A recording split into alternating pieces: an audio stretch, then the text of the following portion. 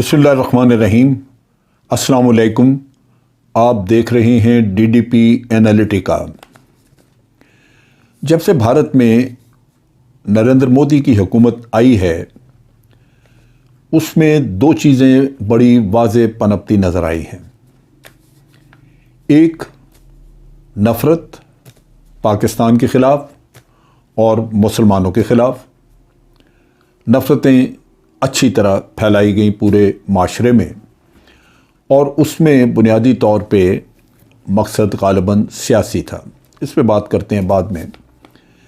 لیکن دوسرا جو پہلو تھا وہ ہے جھوٹ کے اوپر مبنی سارا معاملات، ساری چیزیں چلانا، یعنی حکومت کا ہر کام اس میں کہیں نہ کہیں تھوڑا زیادہ یا مکمل جھوٹ انوالوڈ ہوتا ہے۔ سیاست کا جو میں نے ذکر کیا کہ یہ نفرتیں سیاست کی بنیاد پہ یا سیاسی مفادات کے لیے کی گئیں، تو وہ تو بالکل واضح ہے کہ اب مودی نے اپنا کیریئر بنایا ہی اسی نفرت کی بنیاد پہ ہے، کیونکہ وہ حکومت میں آنے سے پہلے ہی پاکستان اور مسلمانوں کے خلاف بہت ہرزہ سرائی کرتے تھے، اور انہوں نے کہا پاکستان کو، وہ کہا کرتے تھے کہ پاکستان، میں حکومت میں آیا تو پاکستان کو اسی زبان میں جواب دوں گا جو وہ سمجھتے ہیں۔ ایل او سی کو انہوں نے بڑی دیر تک اس پہ بڑی تباہی مچائے رکھی، جس کا جواب پاکستان دیتا رہا۔ اسی طرح انہوں نے نفرتیں پیدا کر کے ہندو ووٹ کے اوپر اپنا سارا زور لگایا، اور جب ہندو ووٹ جو ہے وہ، یا ہندو ووٹر وہ جب سمجھتا ہے کہ ہمیں پاکستان کے خلاف یا مسلمانوں کے خلاف ہم نے کام کرنا ہے، تو مودی سے بہتر پھر ان کو کوئی چیز نظر نہیں آتی۔ لہٰذا مودی نے ان کے ان جذبات کو ان پہ کیش کیا، ان کو اس میں ابھارا، نفرت پھیلائی، اور اس نے بھرپور فائدہ اٹھایا۔ اور دوسرا الیکشن تو انہوں نے بڑی، اس میں پلوامہ کا واقعہ بھی اس نے شامل کیا اپنے کیریئر کے لیے، اور اس طرح اس نے اپنی ایک مضبوط حکومت بنائی۔ خرابی کہاں ہے؟ بھارت میں سننے کو آتا ہے کہ تعلیم بڑی کافی ہے، پاکستان سے زیادہ لوگ پڑھے لکھے ہیں، پی ایچ ڈی اتنے ہیں، فلاں ہے، یہ ہے، وہ ہے، اور ہیں بھی۔ لیکن جہاں پاکستان کا یا مسلمان کا معاملہ آ جائے تو پھر آنکھیں بند کر کے جھوٹ پہ یقین کرنا، وہ غالباً اس کی ایک نفسیات ہے، اور نفسیاتی وجہ یہ ہے کہ بھارتی ہندو جو ہے اس کا جی چاہ رہا ہوتا ہے ایسی باتیں سننے کو، اور جی چاہ رہا ہوتا ہے ان پہ فوری یقین کرنے کو۔ وہ ان کا دل نہیں مانتا کہ ان کو چیلنج کیا جائے، اس پہ عقل لڑائی جائے، سوجھ بوجھ کا کچھ استعمال کیا جائے۔ وہ اندر کی خواہش پوری ہوتی نظر آتی ہے جب ان کو پاکستان کے بارے میں جھوٹ سنائے جاتے ہیں یا بھارت کے مسلمانوں کے بارے میں جھوٹ سنائے جاتے ہیں۔ نتیجہ یہ کہ پڑھے لکھے لوگ بیوقوف بن کے تو وہ نہ صرف حکومت کا ساتھ دیتے ہیں بلکہ ایمان کی حد تک ان پہ یقین بھی کرتے ہیں جو کچھ ان کو سنایا جاتا ہے۔ یہ اس طرح کا رویہ جو ہے وہ مودی کو بالکل سوٹ کرتا ہے کہ اگر اتنی بڑی آبادی جو 1.38 بلین ہے آج، اس میں اگر صرف مسلمان جو ہیں وہ تھوڑے ہی ہیں تو زیادہ تو ہندو ووٹ ہے، آپ اس پہ کیپٹلائز کر لیتے ہیں، تو اس طرح آپ کی حکومت چلتی ہے۔ لیکن یہ جو جھوٹ اور اس طرح کی چیزیں، یہ کسی وقت تو آ کے سوسائٹی کو برباد کریں گے۔ نفرتیں، جھوٹ، کیونکہ جھوٹ کے پاؤں نہیں ہوتے، جھوٹ کا پول کھلتا ہے کسی وقت، جب کھل جاتا ہے تو پھر ایک دم وہ کورام مچتا ہے، پھر آپ کے پاس باندھنے کے لیے کچھ نہیں ہوتا۔ جو ریسنٹ جھوٹ وہاں پہ بڑا پاپولر ہوا وہ سوشل میڈیا کے ذریعے پھیلایا گیا، اور وہ مسلمانوں کے خلاف ہے۔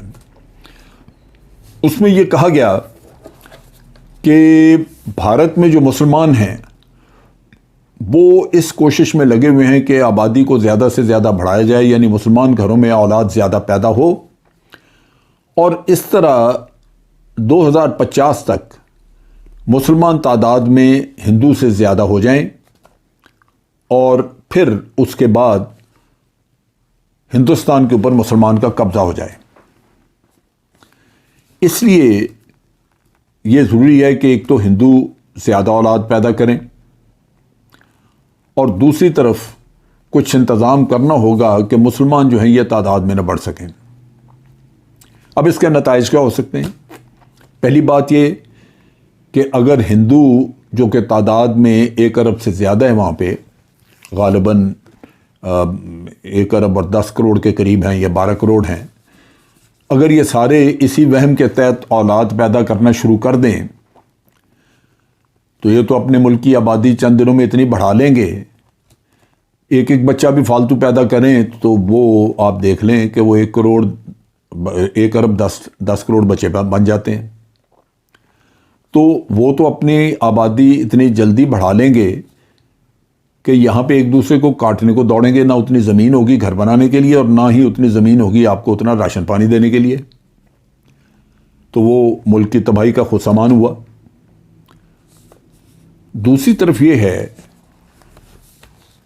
کہ اگر مسلمانوں کو آپ کم کرنے کی کوشش کریں یا کوئی ذریعہ وہاں پہ کریں گے کہ جس سے مسلمان آبادی نہ بڑھا سکیں یا آبادی بڑھتی ہے تو ان کو ماریں، تو آپ ہیومن رائٹس کی وائلیشن بھی کریں گے، ملک کے اندر فساد بھی پیدا ہوگا، ہندو مسلم فسادات پہلے بھی ہوتے رہے ہیں پھر ہوں گے، اور پوری دنیا جو ہے وہ اس کو دیکھے گی بھی اور مذمت بھی کرے گی۔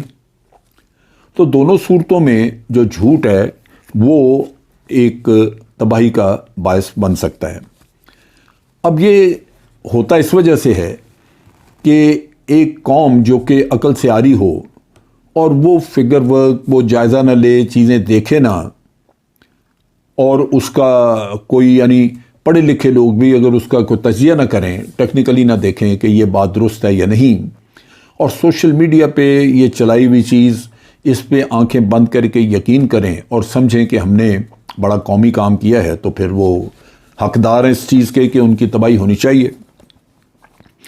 اب یہاں پہ جو فگر جو ہمارے پاس اعداد و شمار ہیں ان میں اگر ہم دیکھیں تو بھارت میں فرٹیلیٹی ریٹ لگاتار کم ہوتا گیا۔ 1955 میں فرٹیلیٹی ریٹ، یعنی فرٹیلیٹی ریٹ کا مطلب یہ ہے کہ لوگوں کے خواتین جو ہیں وہ حاملہ ہوتی ہیں تو کتنے سال میں کتنی ہوتی ہیں کیا ہے، 1955 میں یہ 5.90 تھا، اور اب 2020 میں یہ 2.24 ہے، یعنی ہر سال کچھ نہ کچھ کم ہوتا گیا ہے۔ غالباً لوگوں نے فیملی پلاننگ کی ہے، منصوبہ بندی کی ہے کہ اولاد بے تکا نہ پیدا کی جائے، آبادی بے تحاشا نہ بڑھے، جتنے آپ کے مالی وسائل آپ اس کے مطابق آگے بڑھیں۔ تو اس چیز کو اگر دیکھا جائے تو غالباً وہ رویہ جو وہاں پہ عوام کا وہ یہ ہے کہ آبادی کم کرتے جائیں۔ نتیجہ یہ کہ جو آبادی ان کی 2020 میں اب ہے وہ بنتی ہے 1.38 بلین، یعنی 1.38 ارب، اور اگر یہ 5.90 کے حساب سے فرٹیلیٹی ریٹ رہتا اسی طرح بڑھتی تو پھر تو یہ ابھی تک 2 بلین کو کراس کر گئے ہوتے۔ سو ایک پاپولیشن کنٹرول کا وہاں پہ انتظام موجود ہے، اور وہ پورے ملک کے لیے، اس میں مسلمان ہوں یا ہندو ہو، اور اوور آل فرٹیلیٹی ریٹ جو ہے وہ کم ہوتا گیا۔ جو پاپولیشن گروتھ ریٹ ہے وہ بھی کم ہوا، وہ کسی زمانے میں وہ 4-5% تھا، اب آ کے تو وہ 0.9%، یعنی 1% سے بھی کم رہ گیا ہے، 0.99% ہے۔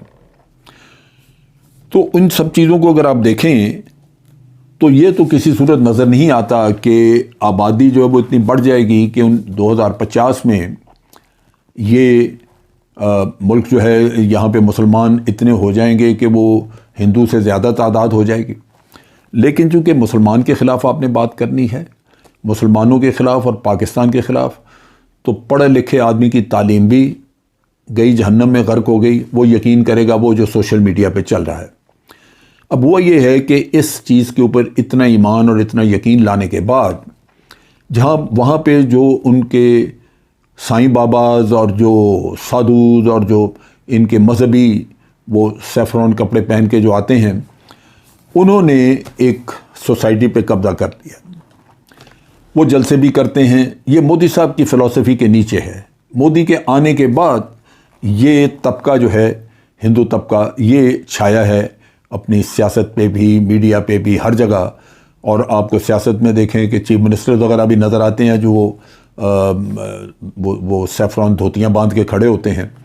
اب وہ مسلمانوں کے خلاف ابھار رہے ہیں کہ آپ نے کچھ کرنا ہے ان کا، ورنہ تو یہ آبادی بڑھ جائے گی، ان کو ماریں، ان کو قتل کریں.